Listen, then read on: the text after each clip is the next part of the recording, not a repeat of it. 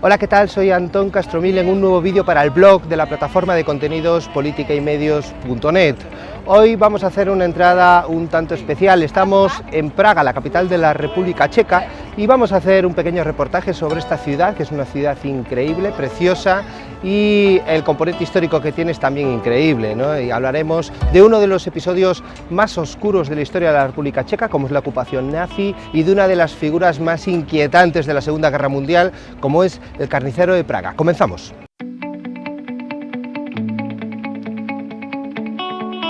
Bueno, la ciudad de Praga es una ciudad monumental. Allá donde vayas hay edificios increíbles. Este es el Gran Hotel, ¿no? Bueno, la plaza de Wenceslao es una pena, ¿eh? Pero la plaza de Wenceslao, en los días que estuvimos en Praga, pues estaba en obras, ¿no? Debe ese cartel tan horroroso de Samsung, ¿sí? Bueno, Praga es una de las ciudades de tranvía, pero no son los históricos, estos son los que realmente circulan. Y si por algo se distingue la ciudad de Praga, o se le suele conocer, es por el puente Carlos, ¿no? Que es una de las atracciones turísticas mayores. Como podéis ver en las imágenes, pues está siempre lleno de turistas, ¿no? Del siglo XIV, ¿no? Es de lo más representativo de la ciudad. Pues todas las ciudades tienen pues así un icono, ¿no? Que lo ves, pues la Torre Eiffel, tal, el Támesis y tal, en otras ciudades, y aquí en Praga pues es el puente Carlos, ¿no? El puente Carlos, ¿sí? Es el más viejo de la ciudad, de 1357, construido, de ahí el nombre, ¿no? por el rey Carlos IV, ¿sí? Y terminado de construir en el siglo XV, ¿sí? El puente atraviesa el río de Praga, que es el río Moldava, ¿no? Que es una afluente del Elba, ¿sí? Y pues bueno, pues como estáis viendo en las imágenes, pues tiene mucha vida, ¿no? Tiene ahí puestos callejeros, músicos, y se puede, mira, ahora vamos a ir a una de las puertas, pues se puede admirar un poco el río, ¿sí? El Moldava a la derecha, y ahora vamos hacia la izquierda, pero es complicado, ¿eh? Es complicado coger sitio para ver, porque está lleno, como os digo, está lleno de turistas. Aquí mi cámara asistente ha tenido que hacerse un hueco entre tanto turista para poder ver para poder sacar unos planos de este río. Y como podéis ver, el tiempo es maravilloso, ¿no? En este puente de San Isidro que hemos estado en Praga, pues hemos tenido mucha suerte, ¿no? Sí, ahí está el río. Bueno, como os digo, es una ciudad monumental donde las hayas, llena de edificios monumentales, parques, fijaos qué palacetes, ¿no? Y la plaza de la ciudad vieja, entre el puente que acabamos de ver y la plaza de Wenceslao, ¿no? Además hemos tenido la oportunidad de subir a un alto, ¿sí? A una torre, y verla desde lo alto, ¿no? Ver Praga desde lo alto y esta plaza de la ciudad vieja, que es una de las más bonitas, ¿no? Fijaos qué curioso este hombre colgado, ¿no? Me hizo mucha gracia, ¿sí? Y la verdad es que es una ciudad increíble, ¿no? Una ciudad increíble. Bueno, y una de las cosas más importantes, o que más que decir en Praga, es esto. Una de las grandes tradiciones en la República Checa es la cerveza. De hecho, uno de los típicos estilos de cerveza, la tipo Pilsen, se elabora a poca distancia, a un pueblo a poca distancia de donde estamos, de Praga, que se llama Pilsen. Es esta. Bueno, vamos a probarla. Bueno, de hecho ya la he probado, pero vamos a tomar otro.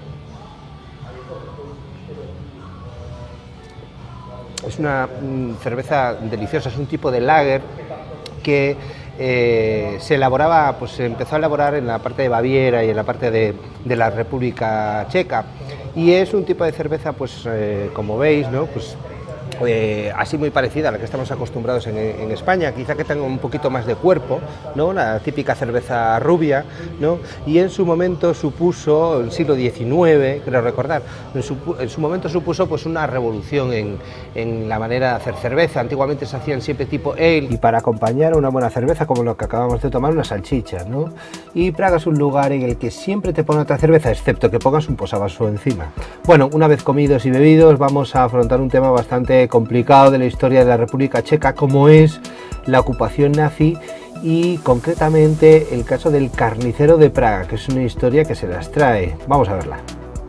En septiembre de 1938 se celebra una conferencia en Múnich entre Adolf Hitler y los líderes de Francia, Italia y la Gran Bretaña. Hitler amenaza con la guerra a menos que su país vecino, Checoslovaquia, sea entregado a Alemania.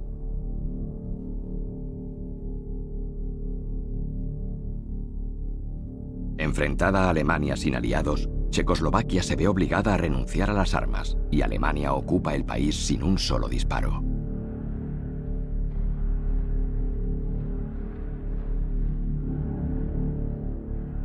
Un año más tarde, Hitler invade Polonia y el mundo vuelve a estar en guerra.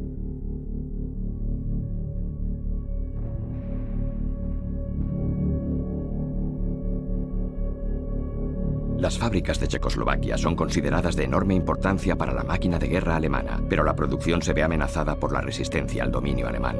Hitler destina a su tercero en la cadena de mando para que aplaste cualquier resistencia al régimen nazi. Su nombre es Reinhard Heydrich.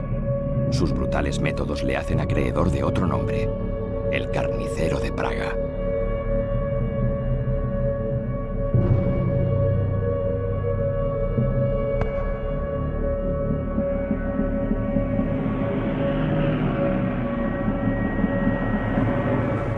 La historia de Checoslovaquia, de la actual República Checa, es una historia muy interesante. Nos vamos a ocupar hoy de la invasión nazi, de la ocupación nazi, porque a raíz del Tratado de Múnich de 1938, como una parte de la política de apaciguamiento de Francia y Gran Bretaña, de las potencias de aquella época, sobre todo del primer ministro británico Neville Chamberlain, la política era el apaciguamiento. Bueno, pues en esta conferencia de Múnich lo que se hizo para intentar contentar y no llegar a la guerra con la Alemania nazi de Adolf Hitler es entregar, entre otras concesiones, una parte del territorio checo al Tercer Reich, los denominados los Sudetes, que era la parte de la República Checa que limitaba con Alemania y que contenía un buen número de población de habla alemana, ¿no? Bueno, pues este fue el primer paso para la integración y la creación del protectorado de Bohemia-Moravia, que terminaría integrado en el Tercer Reich y que supondría la liquidación de la República Checa, de Checoslovaquia, porque Eslovaquia quedaría como un estado teóricamente independiente, pero dependiente de la órbita nazi. Bueno, y uno de los personajes del Tercer Reich, que encargados directamente por Adolf Hitler para controlar este protectorado de Bohemia-Moravia, fue Reinhard Heydrich, el apodado como el Carnicero de Praga, pero tenía otros apodos para que veáis un poco el carácter de este oficial, como el Verdugo o como la Bestia Negra, ¿no? Bueno, pues esta persona tenía encomendado por Hitler anular a la resistencia checa, que era pues un grupo de partisanos encargados de organizar actos de sabotaje por el gobierno checoslovaco en el exilio y ayudados por las potencias, por Francia y sobre todo por Gran Bretaña, ¿no? Bueno, y mantener en actividad las fábricas checas que pues, eran necesarias para la maquinaria bélica de Hitler, ¿no? Bueno, pues en esta misión Heydrich pues, destacó como uno de los oficiales más eficientes en este sentido, ¿no? Llegó a ser en el apogeo de su carrera el jefe de la Oficina de Seguridad del Tercer Reich, es decir, agrupaba a la Gestapo y a muchos otros organismos paramilitares encargados de la represión, y también fue el máximo responsable, como os digo, de este protectorado checoslovaco, ¿no?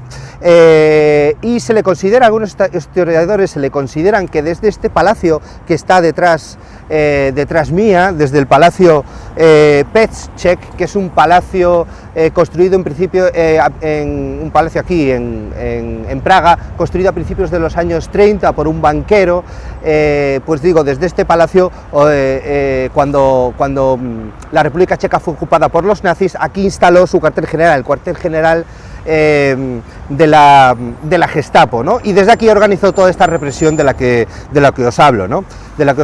Y también hace un momento acabamos de ver un extracto de una película, Operación Anthropoid, que describe un hecho histórico, describe la muerte de Heydrich, ¿no? Que los partisanos, la resistencia checa, entrenada por espías y por oficiales británicos, organizan un atentado a esta figura, ¿no? A esta figura. Y es en las inmediaciones de este lugar en el que nos encontramos, donde tuvo lugar el ametrallamiento de este oficial nazi, que no moriría directamente en el atentado, pero una semana después moriría de una infección, de un fallo multiorgánico en el hospital, ¿no? Bueno, pues Heydrich se le considera también, además de uno de los mayores genocidas aquí en la República Checa, se le considera también el organizador de la famosa Noche de los Cristales Rotos de 1938, en la cual antes de que Hitler llegara al poder, pues se organiza una represión contra los judíos en la propia Alemania, y también se le considera el mayor represor de Europa Oriental, porque él dirigía los perdonar el alemán, el Einsatzgruppen, que eran comandos que seguían a los ejércitos, al avance de los ejércitos alemanes, y eran los encargados de organizar la represión en los lugares que iban siendo ocupados por los alemanes. Se calcula que los Einsatzgruppen son responsables de la muerte más o menos de 1 millón de personas, para que os hagáis una idea. Y como os digo, al final del 41 se organiza este atentado contra la figura de Heydrich, sí, termina muriendo, y como represión a este atentado, los mandos nazis sostienen que aquellos que lo habían perpetrado pertenecían a 2 pueblos de la República Checa, ¿no? A 2 pequeños pueblos, sí, si os soy sincero, de nombre impronunciable, a 2 pequeños pueblos, y los niños de mayores de 16 años y todos los hombres fueron asesinados, y las mujeres y niños deportados a campos de concentración y posteriormente asesinados. Esta es la triste historia, ¿no? La triste historia, una parte de la historia de la República Checa. Aprovechando que estamos aquí en Praga, la estamos recordando, porque Europa del Este, la República Checa, Checoslovaquia, hoy la República Checa, pues se encontraban siempre encajonados entre 2 grandes potencias. Una es la Alemania y al otro lado Rusia, porque buena parte de la historia reciente de la República Checa tiene que ver también con la otra gran potencia no democrática en la Segunda Guerra Mundial, que es la Unión Soviética, de la cual os hablaremos en el siguiente vídeo. Y como siempre os digo, si os ha gustado este vídeo y accedéis a él a través de politicaymedios.net, lo tenéis muy fácil. Hacéis clic en el botoncito de la derecha y os suscribís por correo electrónico a todas las actualizaciones del blog. Y si accedéis a este vídeo directamente a través de YouTube, pues todavía más fácil. Hacéis clic en suscribiros y no os perdéis, y en la campanita, y no os perdéis ninguna de las actualizaciones del blog, del canal de YouTube de politicaymedios.net. Y como siempre os digo, salud y ciencia.